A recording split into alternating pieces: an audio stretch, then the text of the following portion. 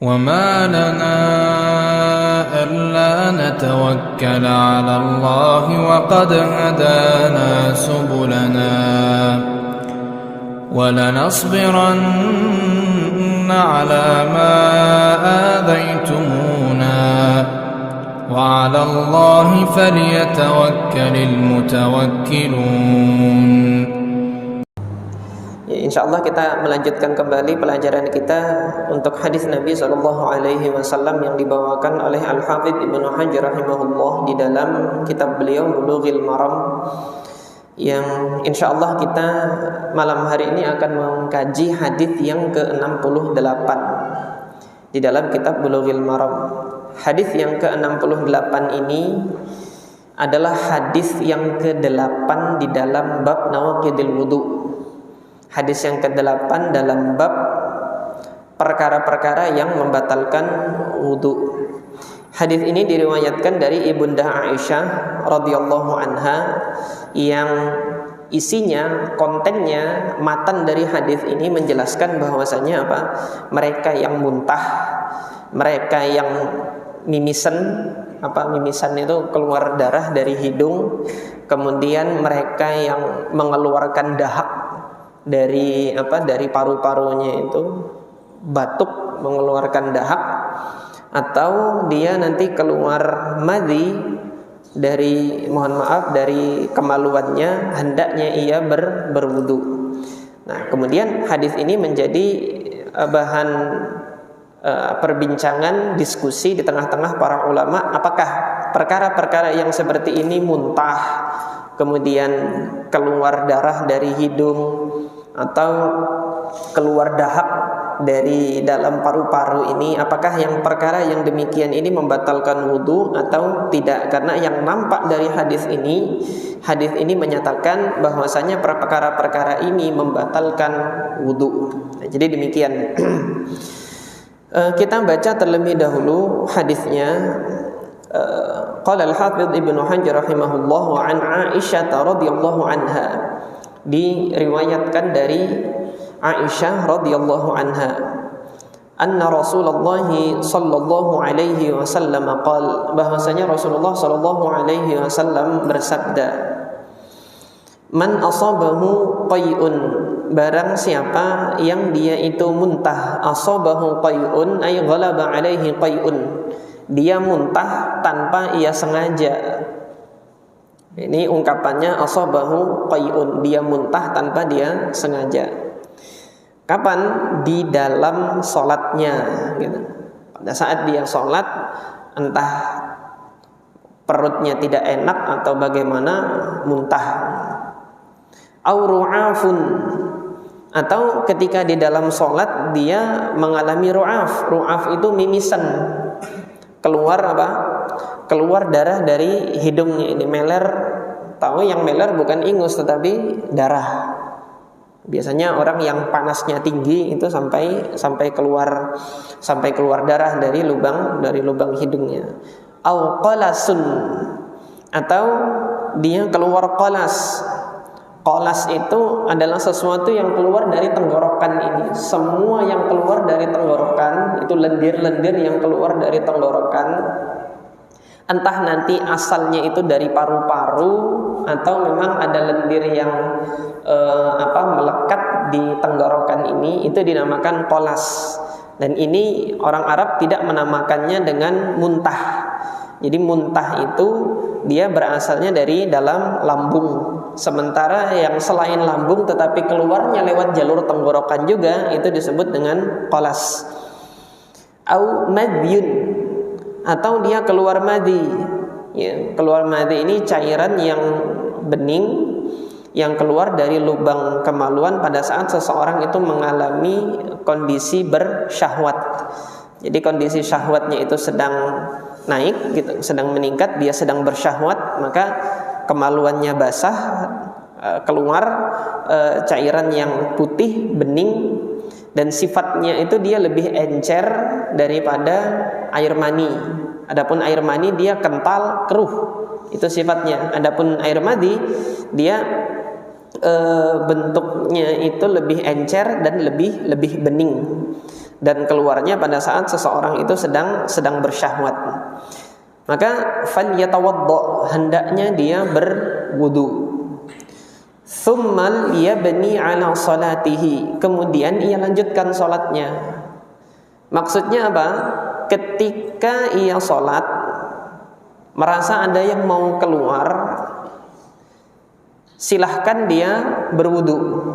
Dia merasa hendak mau muntah, silahkan dia keluar, muntahkan itu, baru kemudian dia berwudu, kemudian dia kembali sholatnya, lanjutkan sholatnya, tidak diulangi dari awal.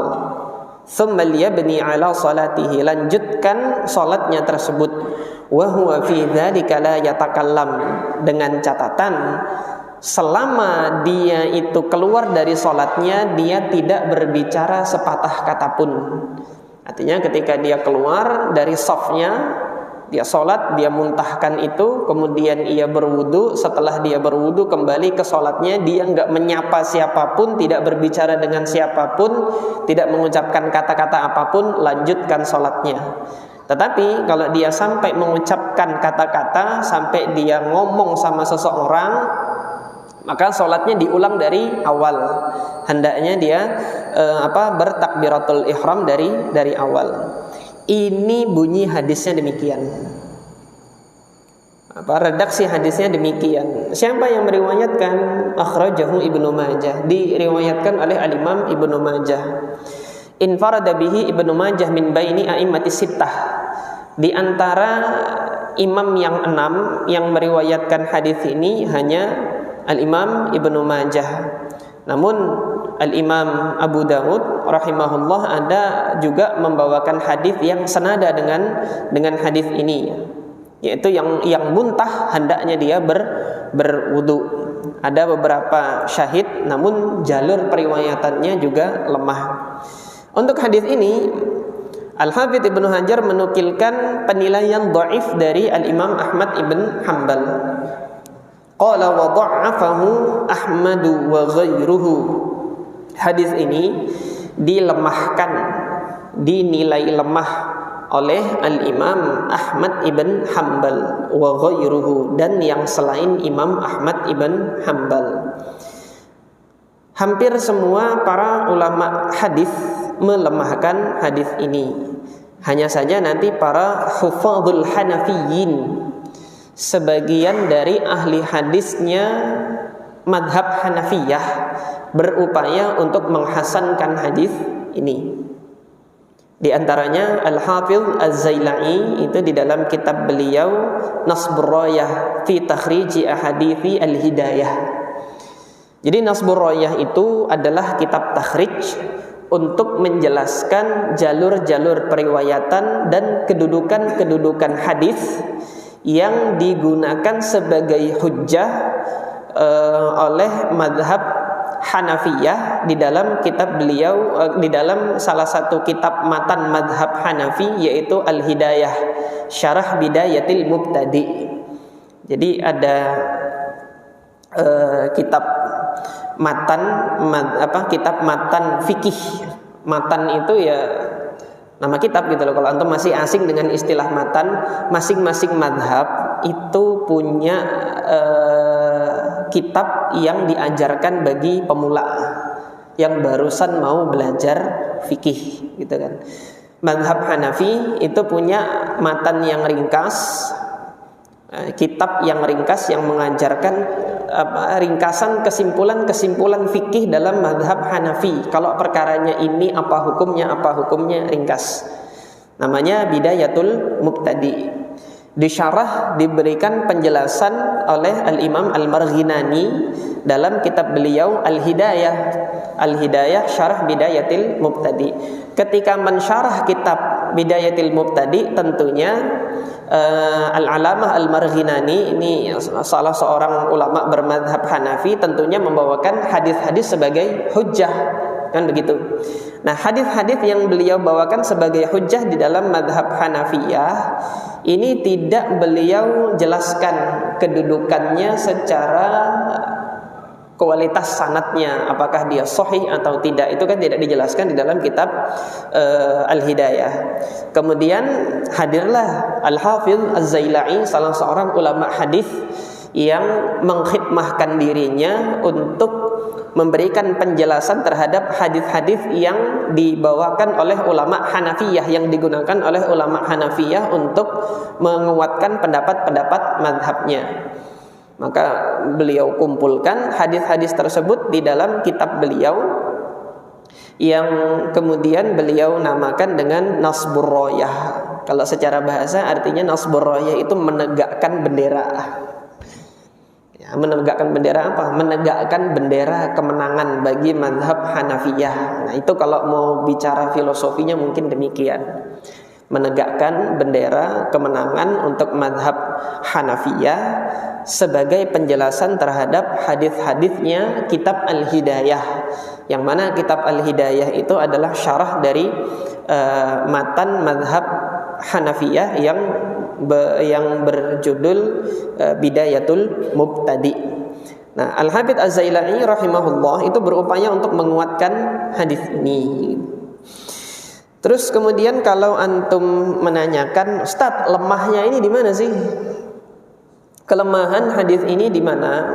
Maka kita harus merujuk kepada sanad yang digunakan oleh Al-Imam Ibnu Majah rahimahullah ketika meriwayatkan hadis ini.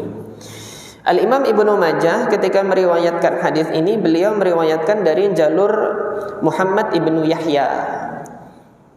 Qala al-Imam Ibnu Majah rahimahullah haddatsana Muhammad ibnu Yahya.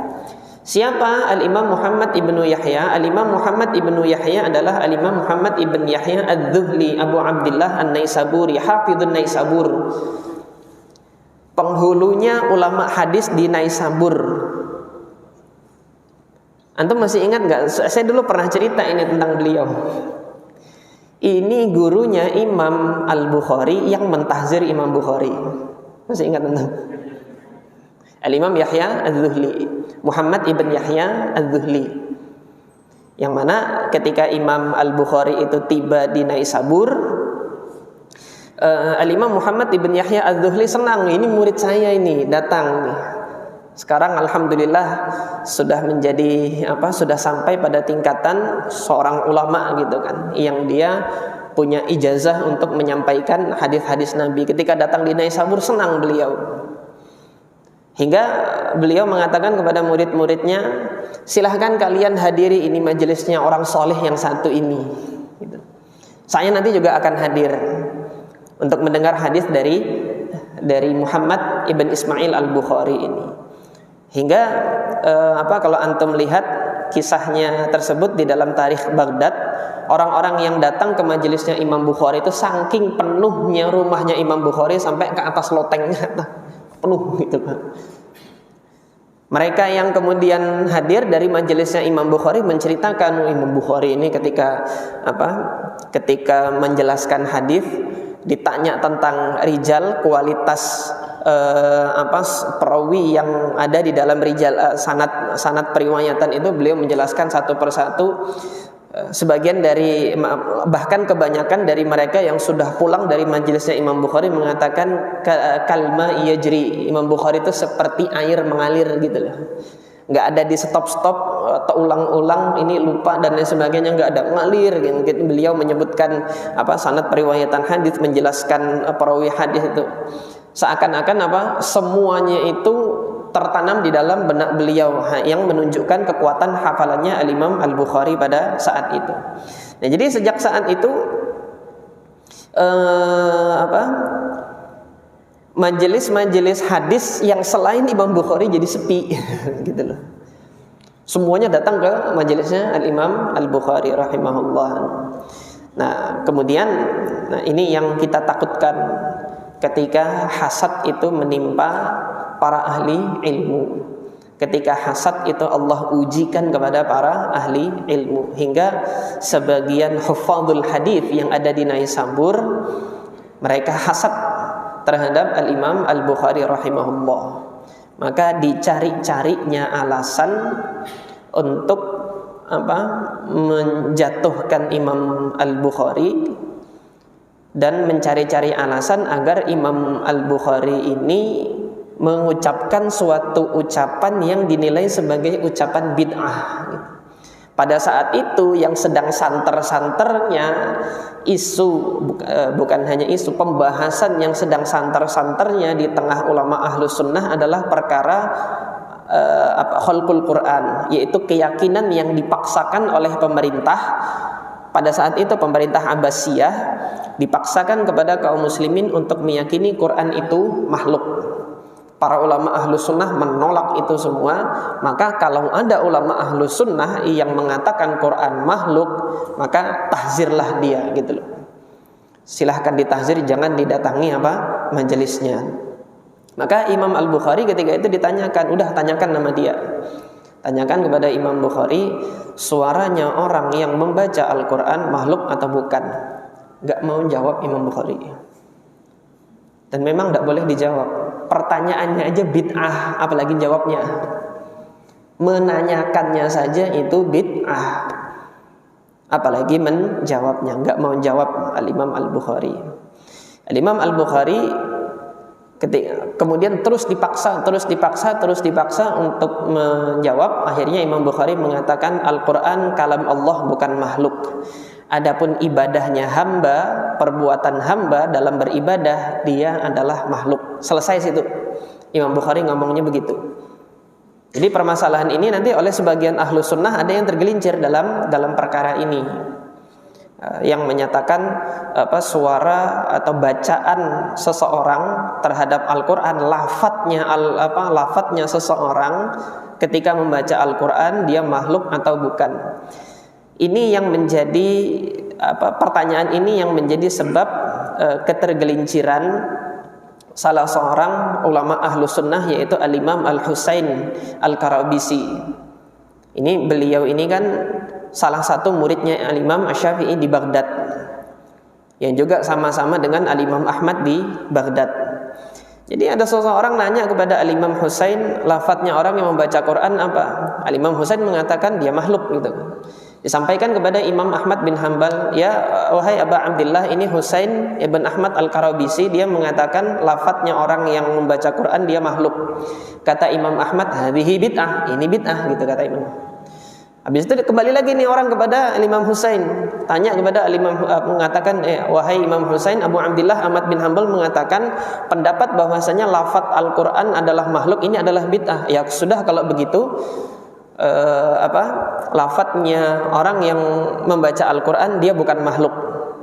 Disampaikan lagi sama orang ini kepada Imam Ahmad, wahai Imam Ahmad, ini Husain menarik ucapannya yang sebelumnya. Jadi dia mengatakan lafadznya orang yang membaca Al-Quran itu bukan makhluk. Kata Imam Ahmad apa? Hadhihi bid'ah aidan, ini juga bid'ah, gitu. Dilaporkan lagi sama Husain, wahai Husain, ini Abu Abdillah mengatakan demikian, ini bid'ah juga. Marah Husain ibn Ahmad Al-Karabisi, ini marah, gitu. Beliau mengatakan apa? Ish naf'al bihadas sabi. Saya mau ngapain sama anak kecil satu ini? Saya bilang makhluk, dia katakan saya bid'ah. Saya katakan bukan makhluk, saya juga bid'ah juga. Ini mau diapain kalau begini? Disampaikanlah kepada Imam Ahmad bin Hanbal, marah murid-muridnya Imam Ahmad bin Hanbal. Akhirnya Al-Imam Husain dicela oleh para murid-muridnya Imam Ahmad ibn Hanbal pada saat itu. Nah, ini yang terjadi seperti ini. Saya sudah sampaikan di beberapa majelis, untuk perkara-perkara yang seperti ini tidak perlu antum memperdalam, tidak perlu antum berlarut-larut. Makanya Imam Al-Bukhari tadi nggak mau jawab, Imam Ahmad ini nggak mau jawab, karena jawaban dari dua-dua pertanyaan itu, dia makhluk atau bukan makhluk, dua-duanya itu tidak ada yang disampaikan oleh para salaf. Lafadznya orang yang membaca Al-Quran itu apakah makhluk atau bukan, nanyanya aja bid'ah, apalagi jawabnya, gitu. Artinya kalau ditanya seperti itu nggak usah dijawab, gitu loh. Kalau ditanya seperti itu nggak usah dijawab. Kalau orang tersebut masih ragu, jawab dengan jawabannya Imam Malik. Kalau antum masih ragu, silahkan antum berdebat dengan orang-orang yang ragu. Adapun saya meyakini yang Allah Subhanahu wa taala kalamkan, Allah sampaikan Al-Quran itu kalamullah dan dia bukan makhluk. Adapun perbuatan seorang hamba, dia adalah makhluk. Stop sampai di situ. Sampai di situ stop. Kemudian kalau berlarut-larut dalam pertanyaan tidak perlu dijawab. Nah, Imam Bukhari nggak mau menjawab ini tadi. Nah, ketika Imam Bukhari menjawab demikian, barulah Imam Bukhari mengatakan Al-Quran kalam Allah, bukan makhluk, sementara perbuatan hamba dia adalah makhluk. Stop sampai di situ. Imam Bukhari nggak melanjutkan. Disampaikan kepada Imam Muhammad ibn Yahya Az-Zuhli. Ya sudah, ditahzirlah Imam Al-Bukhari. Murid-muridnya dilarang untuk menghadiri majelisnya Imam Al-Bukhari. Hanya satu yang masih ke sana, yaitu Al-Imam Muslim. Ketahuan sama Imam Muhammad bin Yahya Az-Zuhli, kan sudah saya bilang jangan ke majelisnya Bukhari, kok masih gitu loh. Nah, Imam Muslim ngerasa diomongin di situ. Pergi beliau dari majelisnya. Besoknya semua hadis-hadisnya Imam Muhammad bin Yahya Az-Zuhli ditaruhnya di atas keledai, di antaranya keledai itu ke depan rumahnya Imam Muhammad ibn Yahya Az-Zuhli. Makanya sampai sekarang ketika antum melihat Al-Imam Muhammad ibn Yahya Az-Zuhli di antara imam hadis yang 6, semua meriwayatkan hadis darinya kecuali Imam Muslim. Padahal Imam Muslim di Naisabur. Muhammad ibn Yahya Az-Zuhli di Naisabur. Kenapa kok nggak ngeriwayatkan satu kota gitu? Bainahu wa bainahu syai'. Antara beliau dengan Imam Muslim ada sesuatu. Lah Imam Bukhari gimana? Imam Bukhari masih meletakkan hadisnya Imam Muhammad bin Yahya Az-Zuhli di dalam sahihnya. Karena meskipun gimana ini gurunya gitu. Ini gurunya Imam Bukhari.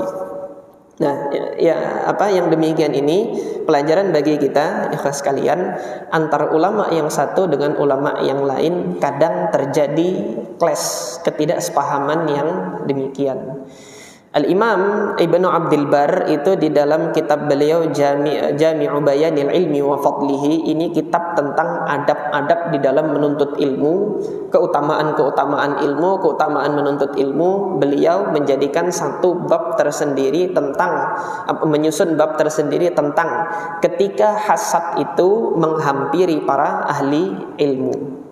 Jadi perseteruan antara ahli ilmi, antara ulama satu dengan ulama yang lain itu sudah terjadi sejak dahulu, di masa para tabi'in sampai kemudian di masa kita. Seorang penuntut ilmu hendaknya nanti membedakan ucapan seorang ulama yang memang didasarkan atas ilmu diambil. Kemudian ucapan seorang ulama ketika menilai person pribadi seseorang, maka ini juga hendaknya dilihat apakah motifnya itu karena hasad, karena ketidaksenangan, ketidaksepahaman dia antar ulama yang lain, atau memang karena didasarkan atas ilmu. Kalau memang itu didasarkan atas hawa nafsu, karena ketidaksenangannya ulama tersebut kepada person yang dia katakan, ini tidak bisa diterima. Al-Imam Malik rahimahullah ketika mengatakan Al-Imam Muhammad ibn Ishaq ibn Yasar Al-Madani, oleh Imam Malik, Imam Muhammad ibn Ishaq ini dikatakan sebagai Dajjal. Tapi ucapannya Imam Malik belum bisa diterima. Kenapa? Ada ketidaksepahaman antar mereka berdua. Nah, yang demikian ini hendaknya para penuntut ilmu harus bisa membedakan.